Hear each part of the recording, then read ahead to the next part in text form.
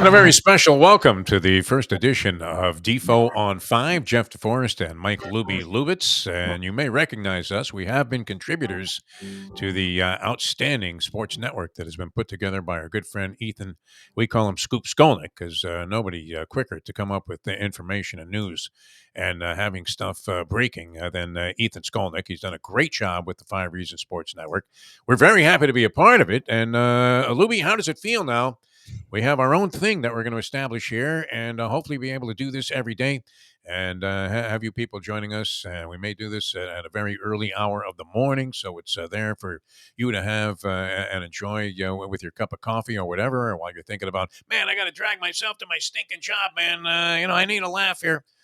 Let me see what Defo and Lubie are doing. And you might remember us from our radio days on 940 Wins, where Lubie and I worked together for over 11 years.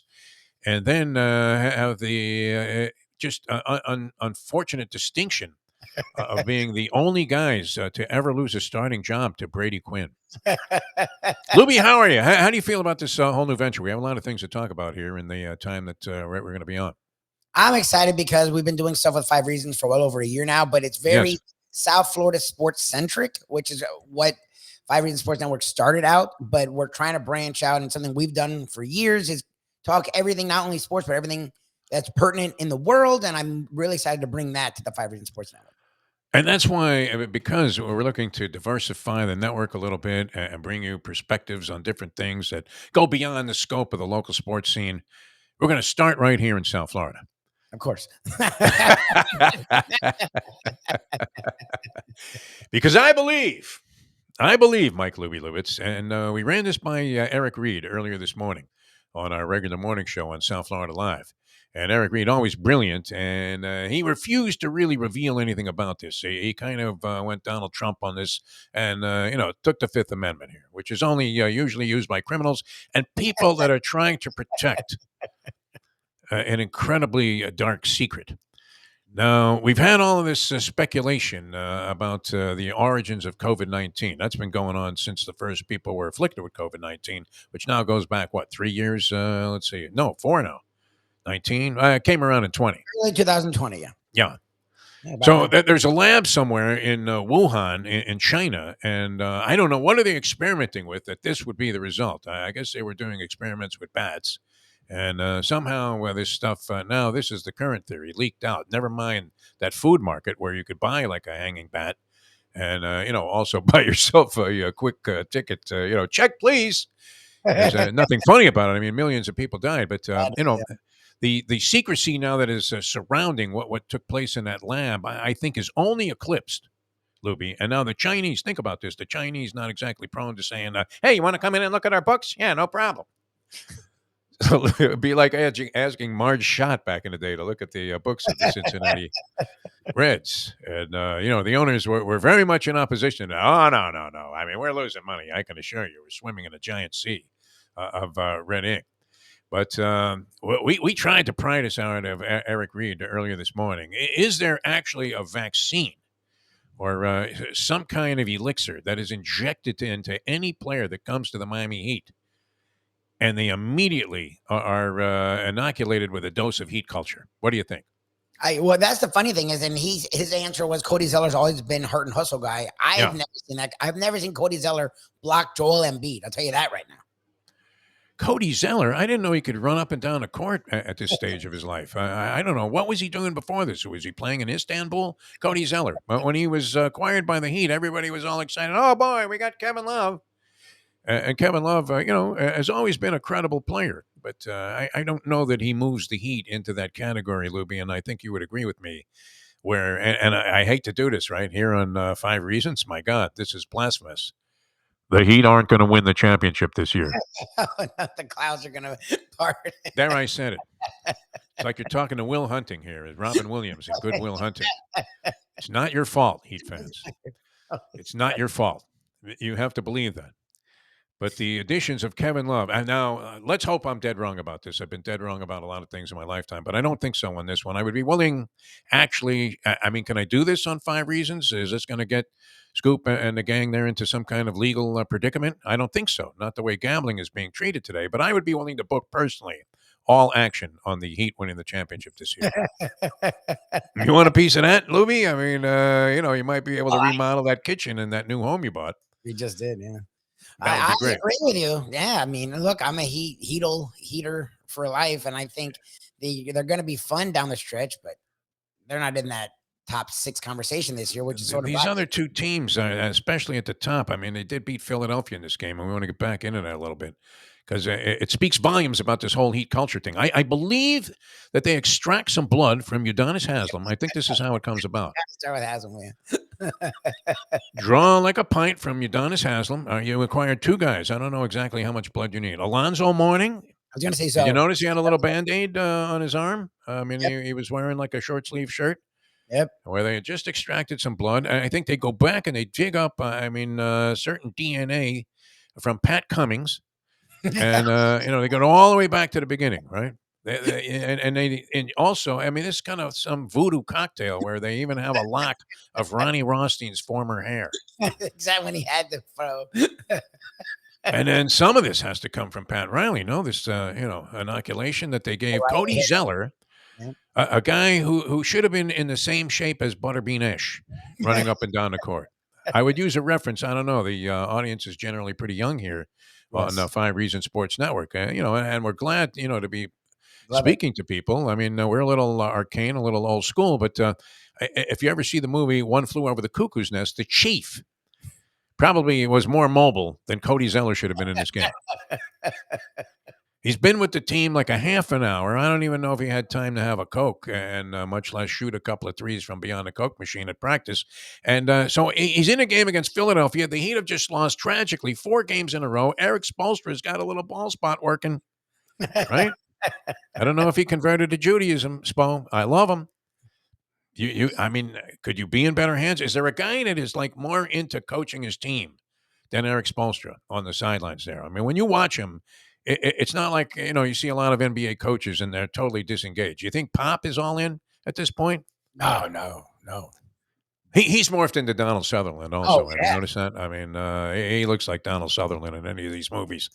But Spoelstra's always out there and he's doing this, he's doing that. He's either flipping off the Gambino family or he is calling plays at a rate that you will not see from Budenholzer or any of these other guys. They're just there. They're going, oh, come on. Hey, Greek, can you dunk one, please?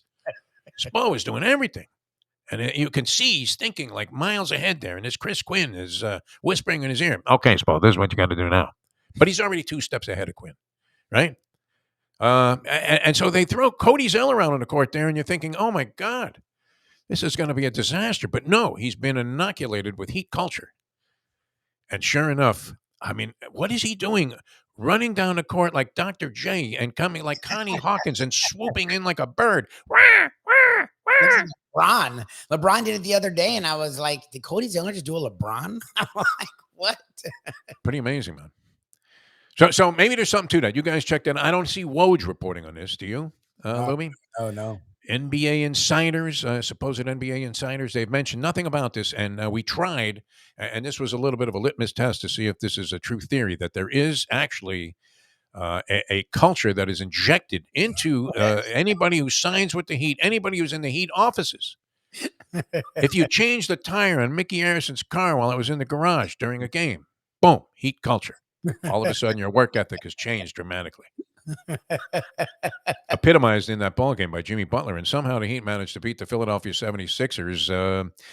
That would have gone for me very much like my Laker bet to win the championship this year.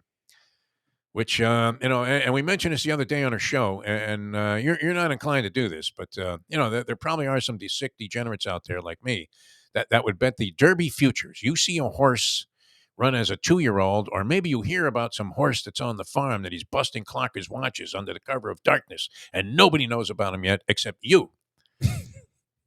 And the guy that was cleaning your pool who gave you the tip on the horse, which of course he's going to be able to quit the business once this horse runs in the Kentucky Derby.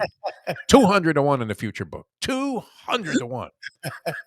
And you're trying to, lay off action anywhere that you can. You're calling, any place. Yeah. Is this, the bookmaking house in Guam? Yeah. Okay. You're in. You're getting money down on this. But Yeah, I mean, the future bet on the Lakers had to be enormous. And so I go all in on this, and immediately, I mean, you mentioned LeBron. Isn't that how he hurt himself? Coming from behind to try and block a shot with the foot injury? Did he go down after blocking a shot? I know he was, inside going to the basket, well, for some reason. Yeah, he did something. I'm trying to remember the play, and he came up grabbing his foot, but played the rest of the game.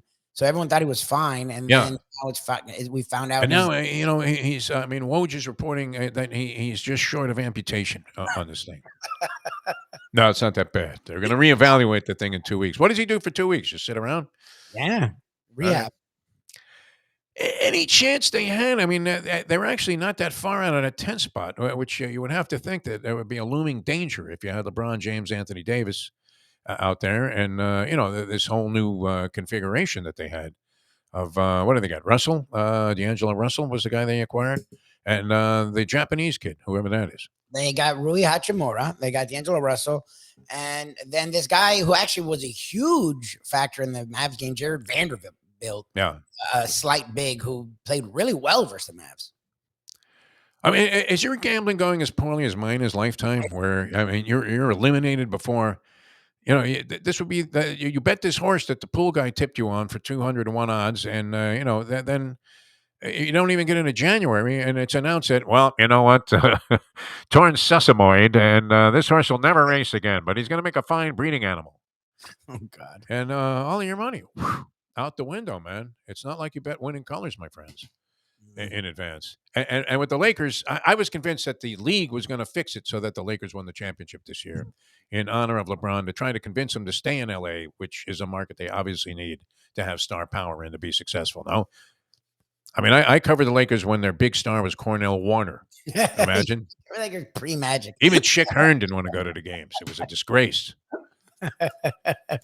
Pre-Kareem. Then they got Kareem Abdul-Jabbar. Oh my And that's God. all you heard in the arena there. Magic came, and the rest is history, man. Party. Norm Nixon was a scrub. Can you imagine? Pretty good ball player.